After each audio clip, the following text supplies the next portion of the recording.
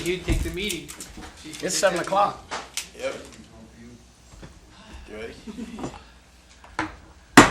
Welcome, and let's call the regular meeting of the Newman City Council of February 23rd to order, please. Please stand to join me in the Pledge of Allegiance. Ready to begin? I pledge allegiance to the flag of the United States of America and to the republic for which it stands, one nation, under God, indivisible, with liberty and justice for all. Please remain standing. Councilman Candia. Dear Heavenly Father, please give us the guidance tonight to make the right decisions for the city of Newman. God bless all the citizens of Newman. Amen. Amen. Thank you, Nick. Okay, roll call, please. Councilmember Kelly. Davis. Here, present. Candia. Present. Mayor Pro Tem Martina. Present. And Mayor Kate. Present. Item 5, declaration of conflicts of interest. Seeing none, we'll move on to item 6, ceremonial matters. Item A is presentation by County Librarian Vanessa. I'm not going to attempt it. It's the annual report, fiscal year 08-09. Vanessa, step on up. Welcome. Thank you. I was going to say common spelling, but Okay, it's Zopac. Zopac.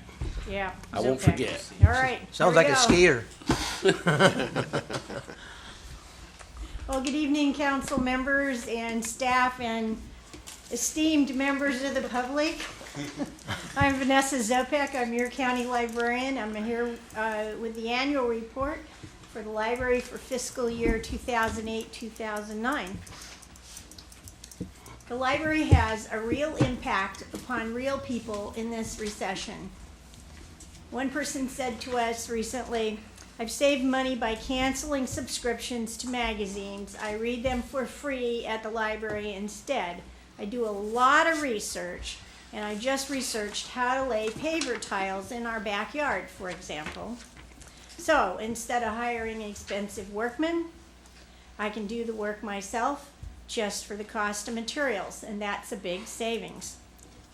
This person also said, "I'm trying to learn Spanish. So I've been borrowing children's books written in Spanish and other adult Spanish language books. That saved me the cost of expensive CDs and classes, and it's really accelerated my learning." Well, it's no secret that we have one of the finest library systems in the valley. And as you already know, the library is supported by a 1/8 of a cent dedicated sales tax. It's 85% of the library's budget, and the current tax is in effect through June of 2013. Voters will be asked for a renewal in June of 2012. 2008-2009 was a year when the library did more, lots more, with lots less. Despite reductions in revenue, hours, and staff, the library was able to install free wireless internet access at all of our branches for our customers. We initiated self-pickup of reserves at our larger branches. 73,455 new items were added to the collection last year. The library and the Library Foundation hosted a luncheon for volunteers during National Library Week when the foundation presented its annual Shining Star Awards. That goes to those who show outstanding support for the library. Community connections and local support are important to the library. We were partners with the International Festival, the Stanislaus Literacy Center, the Stanislaus County Office of Education, the Modesto Symphony, the Dickerson family, AARP, and our local Red Cross, just to name a few, as well as your local Friends of the Library group. Well, please keep in mind while hearing this report and in looking at the statistics for fiscal year 08-09 that the library experienced an overall decline in support from state, local, and county tax revenues of more than $1 million. That was a 10% reduction from the prior fiscal year. And so we had no choice but to contain expenses We recognized there weren't any easy targets and that cutting costs hurts the entire public. At the beginning of the fiscal year, we closed all libraries one additional day per week. We had a staff reduction in force and went from 235 employees down to 199. And the materials budget was reduced 55%. It went down to 550,000 items, or dollars, excuse me. And despite all of that, the circulation of materials was proportionately greater than in the prior fiscal year. And the in-house use of materials was greater, as was attendance at library programs and workshops and events. So, what does this mean? It means that the need for library materials, programs, and services goes up in huge amounts when the economy plummets. It means that the library is a vital necessity in your community. And it means that it's a core value in our communities that information and services are available as widely as possible to anyone, and that everyone has equal access to them. It means that every service that we offer leads to a better and a more productive community as a whole. And the public recognizes this. One person told us, "The library has always been, in my opinion, the best feature of this town." And they said that because the library helps people learn to read and to write resumes and to get jobs. And it offers free programs and services for all. The library is also a family place. Children must be able to use the library both as a place to do homework and as a haven from trouble, because it offers a positive alternative to gangs and street violence. And the habit of using the library starts with the parents, and it lasts a lifetime. A library customer recently said, "The memories of my father taking my small hand as a little girl and helping me check out my first books at the Stanislaus County Library is one of the fondest memories I have of my dad. He gave me, with the library's help, a love of learning and reading that I have passed on to my children." Well, okay, some statistics for you now. In fiscal year 08-09, the circulation of materials was almost 2.3 million items, and then there were another 500,000 items that were used within the library but not checked out. At your local branch, 35,016 items were checked out, and 10,269 were used within it. Nationwide, more than 68% of the population has library cards. In our county, it's 61%, with 322,361 people having cards. In Newman, it's 60.1%, or 6,458 card holders. System-wide, 61,486 people attended 1,697 free children's programs and events. In your community, it was 988 people who attended 55 events. And then there were 15 who participated in the Teen Summer Reading Program. There were 270 who participated in the Children's Summer Reading Program. System-wide, there were 250,635 computer sessions, and that's down about 13,000 sessions from the prior year due to reduced hours. In your community, there were 6,346 computer sessions. And then there's more detail about library performance and accomplishments in the annual report and in the handouts that you received. I left some handouts back there for all of the public to take with them.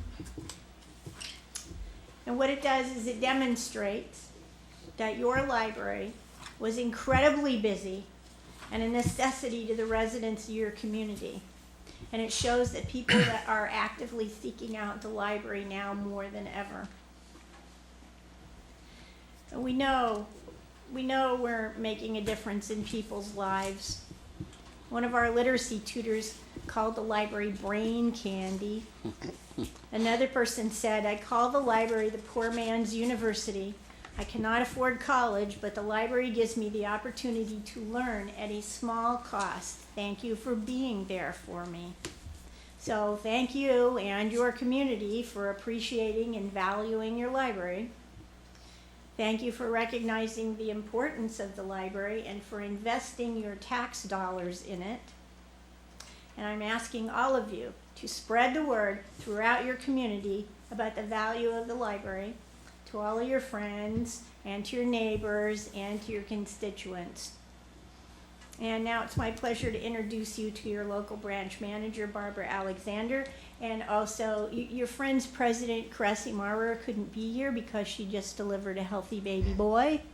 So we have Sharon Andrade here as well, representing the Friends, and we're available to answer any questions you might have. Barbara?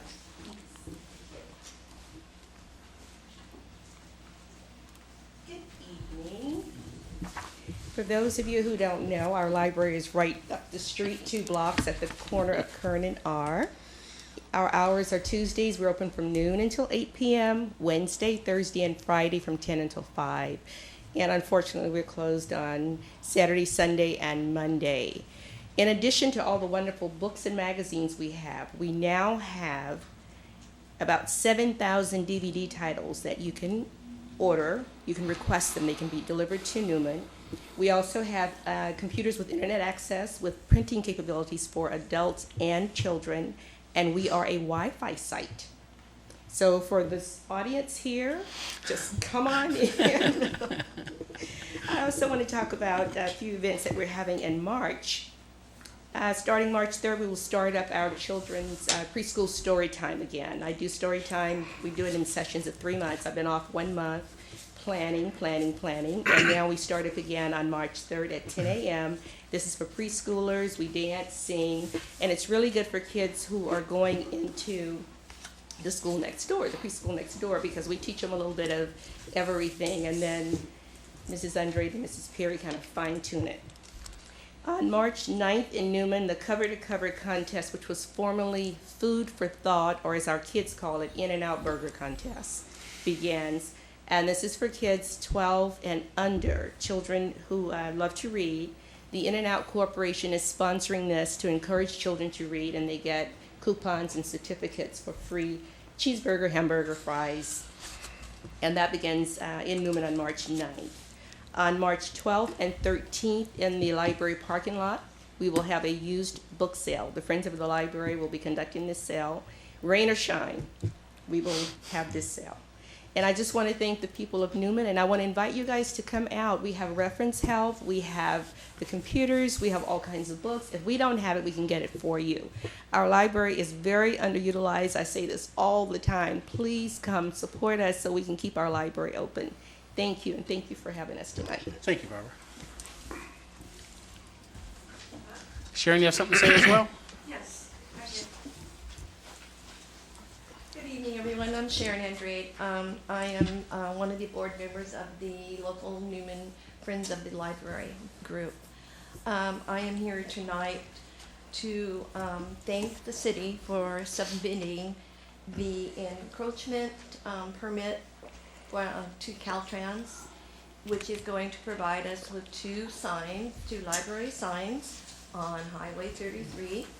We are hoping to put one right over here on this corner and one over here across from Damari's. It'll be the blue sign that says library on it with an arrow directing people to our library, because there's a lot of people in our area that do not know where our local library is. And we particularly wanted to thank Doug Matosa for all his hard work in helping us do this for our city. And as Friends of the Library, if you have time to go down, check out the new blinds that we've also purchased for the library. We have also supplied games games and puzzles for the local library for children to have some extra curriculum to work on in the library. Also, we have provided prizes and games for the coloring contest, many different things for our library that needs our support and our help. And if you're interested in joining the library, the Friends of the Library group, just let us know. We have applications at the City Hall, and we would love to see you. And I would like to thank you very much. Thank you, Sharon. Any questions of any one of the three ladies? Okay, thank you so much. Okay, we'll move on to item 7. Items from the public, non-agenda items. Any member of the audience wish to address the council on a non-agenda item, please step forward. Okay, seeing none, we'll move to item 8, consent calendar. A is waive all readings of ordinances and resolutions except by title. B, approval of the warrants. C, approval of the minutes of the February 9, 2010 regular meeting. D, adopt resolution number 2010, next in number, a resolution pledging support of the Merced County High-Speed Rail Committee and the submittal of proposals for the State High-Speed Rail Heavy Maintenance Yard at Castle Commerce Center and at a location in the vicinity of the city of Merced. E, adopt resolution number 2010, next in number, a resolution approving the automatic annual inflation adjustment for capital facility and impact fees for the period of March 1, 2010 through February 28, 2011. F, approval of the renewed joint use agreement with the Newman Cross Landing School District.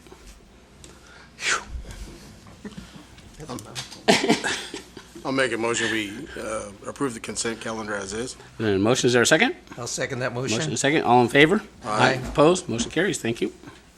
Move to item 9 is public hearings, and we don't have any this evening.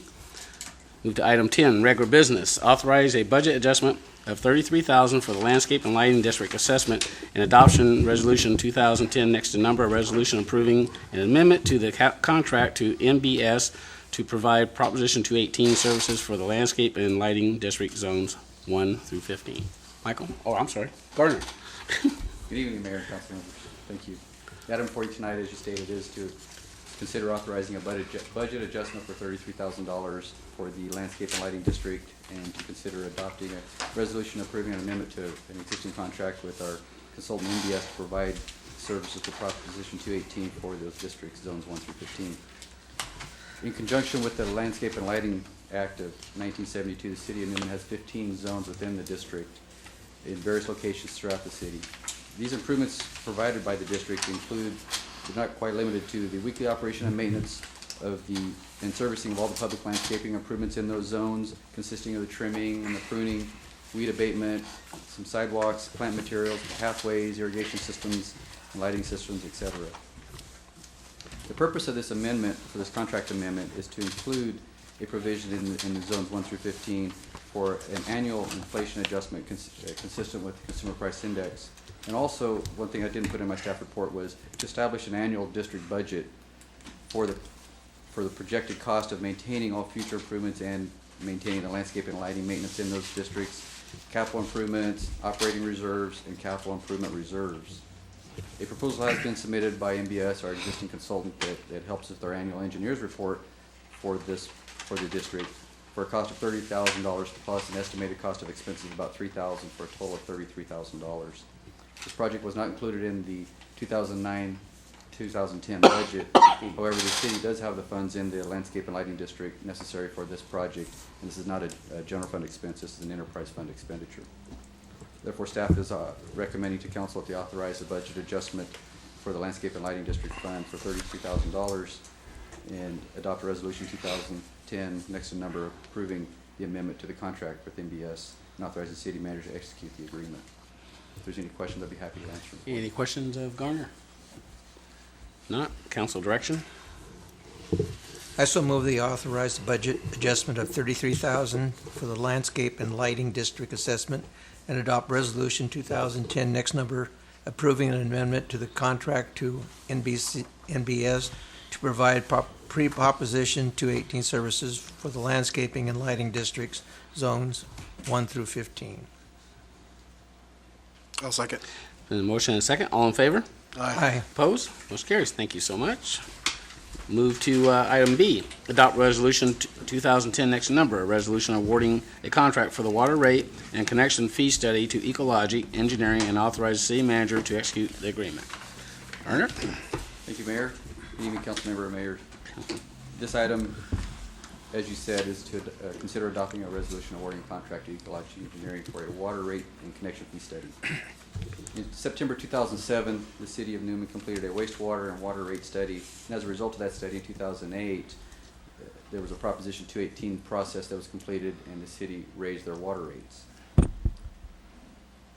to cover the increased cost of service related to the utility. However, at that time, the water master plan was not completed, and therefore they did not include any of the capital improvement projects that were associated with that report. And in addition to that, since that time, the water rates have not been increased, so it's been approximately 2 years since we've increased our water rates. The purpose of this study would be to examine the water rates and the connection fees associated with the water system and the revenue required to operate the system in a safe, reliable manner and in compliance with the regulations and all government accounting requirements. Specific key objectives of the study include the infrastructure needs identified in the 2008 Water Master Plan, which was adopted by Council, determining equitable distribution of capital costs between existing users and future users, reassess the water rate structure, and to provide a model that is flexible and easily updated as new information becomes available. City of Newman advertised for request for proposal for 4 weeks. We received 2 proposals. Ecologic Engineering submitted a proposal for $27,970, and MVS submitted a proposal for $30,000. A selection committee was formed. Both consultants were invited in for oral presentations.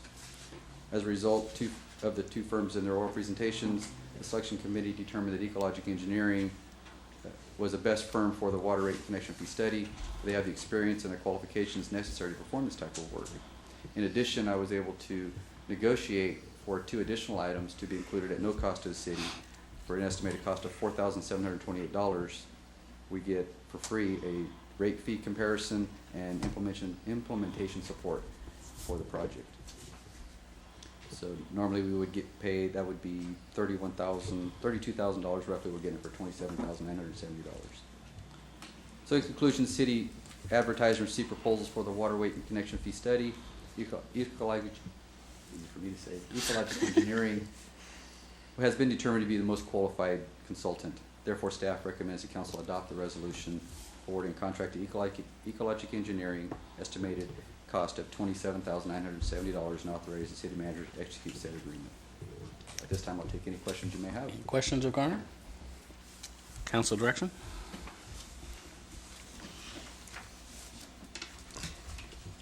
I move that we adopt Resolution 2010, next number, a resolution awarding a contract for the water rate and connection fee study to Ecologic Engineering and authorize the city manager to execute the agreement. Second. A motion and a second. All in favor? Aye. Aye. Opposed? Motion carries. Thank you. Thank you, Garner. Nice job in saving money. Okay, move to item 11, items from District 5 Supervisor. He's not here. Shame on him. We'll go to item 12, items from the city manager and staff. Thank you, Mayor and Council. Just a couple of things to update you on and remind you of Form 700. If you have not had an opportunity to complete those and submit those to staff, please do so at your earliest convenience. At our next agenda, we have a couple items that are going to be coming before you. A number of months ago, I believe it was probably about the summertime, we entered into a contract with Urban Futures to amend our redevelopment plan because we had a low cap.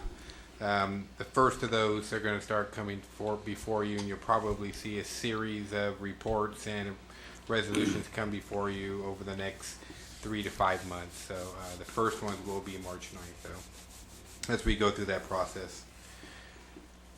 The second part of last week's Prop 218 process, where we worked with Bert Lottie's and to get a new maximum rate. We have forwarded a revised contract to them. It's gone through our city attorney's office. It's now sitting in their hands for their review. Steve Hallowell indicated to me he intends to get that back to us this week and have that agendized for the 9th. At that time, we anticipated with the billing cycle that starts in April, the new rates would then take effect. So probably for our residents, that means they're probably about 45 days out from the new rates. And as you recall, if you have the 90-gallon container, the large container, it's about $3 and something cents per month. If you have the smaller container, a 60-gallon container, you're in an increase of $2.30 or $2.40 a month. So that'll should take place on March 9th, as long as Steve continues to get that information to us.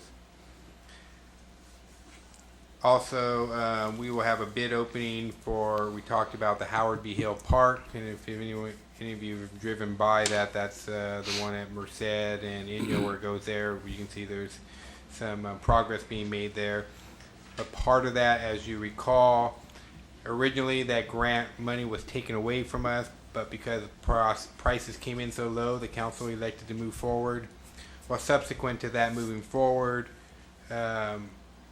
we got word that the grant was back on, and we did get our money after all. So what we did was we went and added a couple additional projects, and we had to go out and bid for those because of the price of those.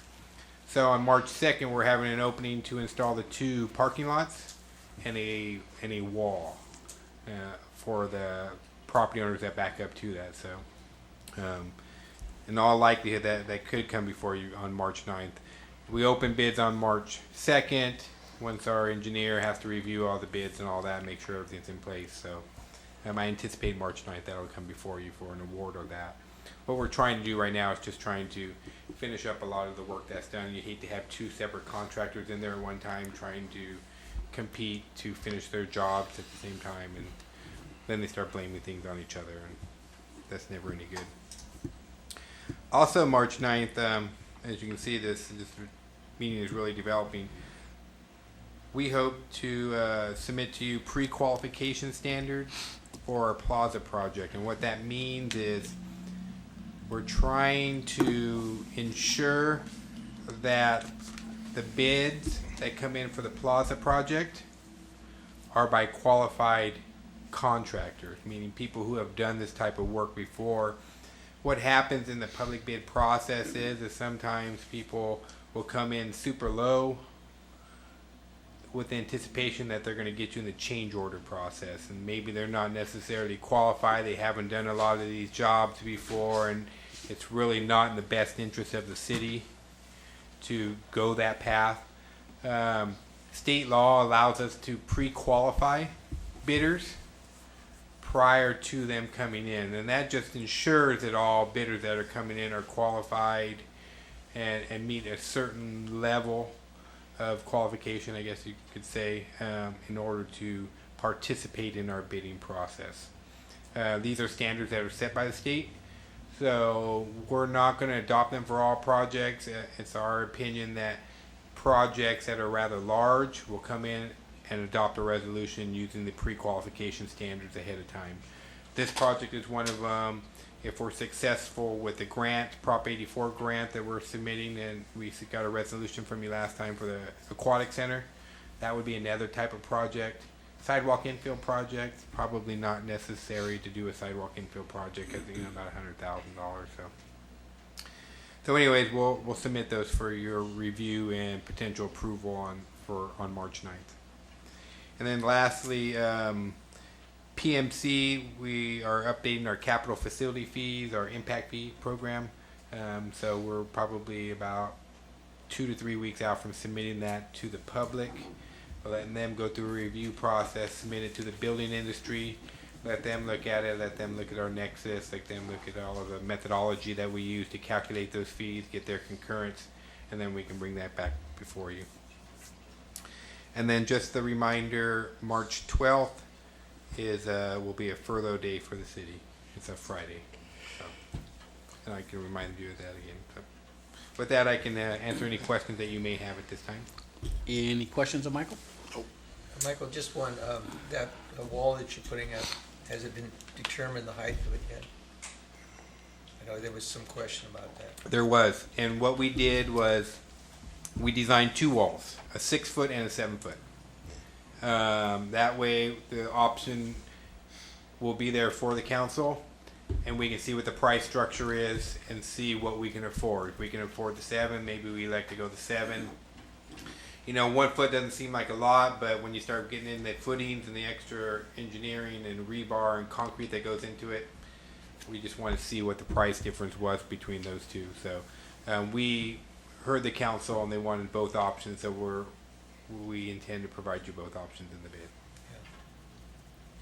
And the residents, the ones that would be in right back of their homes, they were interested in the 7 foot, I'm sure. And they're interested in as high as possible, I would imagine. Maybe 8, huh? Yeah. Typically it's 8 commercial, 9. Thank you. So. Thanks, Michael. Any other questions? No. Okay. Staff, Chief. Good evening, Mr. Mayor and council members. Just a couple quick items for you. I want to thank you for your support in filling the police officer position. Happy to announce that we'll have a new person coming on March 1st. Mr. Brian Elness, very experienced officer familiar with our area. We'll introduce him formally to you on the second meeting in March, 23rd. So you'll get to meet him. And item number 2 is over the last month or so, we've had a fairly significant increase in auto thefts that we believe are attributed to one particular group. And we came close to apprehending them about 2 weeks ago, and unfortunately they were able to escape on foot. But we are pleased to report that on early Sunday morning, 2 of that 3 of that group was arrested, and several stolen vehicles were recovered. So hopefully we've ended that that series of auto thefts. But reminder to our residents out there: lock your vehicles. And this particular group, which is fairly common, is it's not our new vehicles that are most often stolen. It's still our 90s models. Still are in the top 3 Hondas, Toyotas, those types. So. Just because you may think, well, my vehicle's older, I don't need to worry about it, I don't need to lock it, please do so. Those are the ones that they're still able to steal. A lot of anti-theft protections on the newer vehicles, much more difficult. So Hondas and Toyotas, 90s, lock them up, please. And the club devices, at least twice a year, we have a grant program that we hand out those for free. They're fairly inexpensive anyway. You can get them at Walmart, but or watch for when we announce for free to pick those up. The last thing is, you're also well aware, over the last month or so, we've had a rash of graffiti. Appears that it has subsided for now until our next wave, but several suspects were identified, but regrettably we could not develop enough evidence to actually make an arrest. But those individuals were visited, and discussions occurred, and hopefully the graffiti, well, it has. We haven't had any in a week or so. Unfortunately, sometimes we just don't have enough evidence. That's the case in this situation. Other than that, I'd be happy to answer any questions you may have. Questions of the chief? Thank you, sir. Thank you. Garner, anything else? Good. All right. We'll move on to items from council members. Roberta, anything? I don't have anything. Nick, anything this evening? Nothing tonight. Bob? No, nothing tonight, thank you. Okay, I just have a couple of things. Just a reminder of the chamber mixer this Thursday at Yancey Lumber from 6 to 8. You can attend that. That'd be great. And I'll just mention the high-speed rail, which was part of our consent calendar this evening. At our last mayor's meeting, we had representatives from Merced that attended that meeting and made a presentation, and I'm thank you for supporting that and passing the resolution. It's important to our area just in general that it creates 1,500 jobs. The city of Fresno thinks they pretty much have it wrapped up, according to Mayor Swearingen, but they have 800 acres that they're wanting to provide for this high-speed rail, but it's 800 acres of farmland. So I don't think it's going to fall in good graces with the farmers in the area.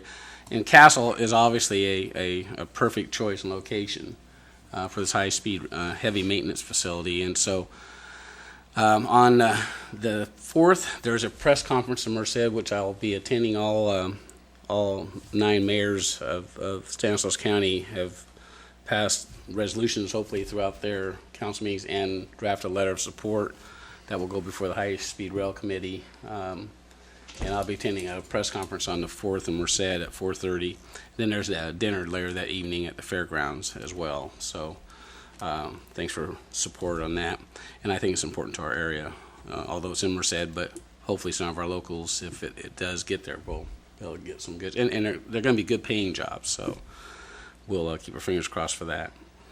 And I still have ongoing conversation with Mayor Ridenhour, which you're all aware, on the brochures card lock. We provide him with additional information. So he's in D.C. this week, so I hope to try to nail him down next week and get some movement, some resolution to that issue. The other thing is we had a scheduled meeting today for the West Creek flood control, the locals, but there were some logistic problems for how people get there. So, Michael, have we got a date yet? We're trying for Public Works Director Machado is having troubles on Tuesday because they have board meetings on Tuesday. We're trying to switch that to a Thursday afternoon now. So great. I know we have emailed into his office as well as Mr. Jones's office. I know Mr. Perez has indicated that he could do something on a Thursday afternoon. Okay. So that's where it lies right now. I think we're shooting for March 4th is the day we're Right. shooting for right now. Okay. All right. So that's kind of update on that, and that project seems to be moving along. So we'll continue to keep you informed on that. Other than that, I don't have anything else. If there's no further comments or anything, we'll move for adjournment. Meeting adjourned. Thank you.